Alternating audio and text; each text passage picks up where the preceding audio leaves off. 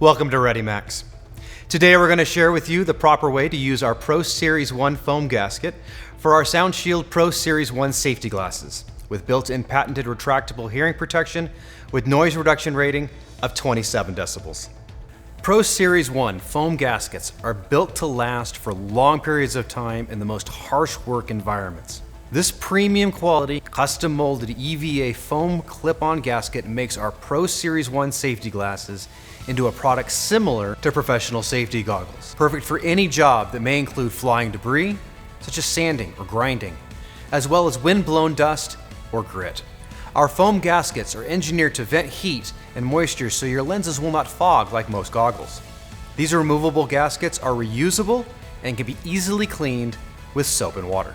Line up the EVA foam gasket with your ProSeries 1 SoundShield Safety Glasses lens inside the frame.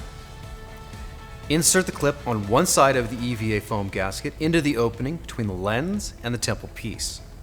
Press firmly until you hear a click. Repeat on the right and the left side until the EVA foam gasket is secure on your SoundShield ProSeries 1 safety glasses. Thank you for joining us. And to learn more about our ReadyMax products, visit ReadyMax.com.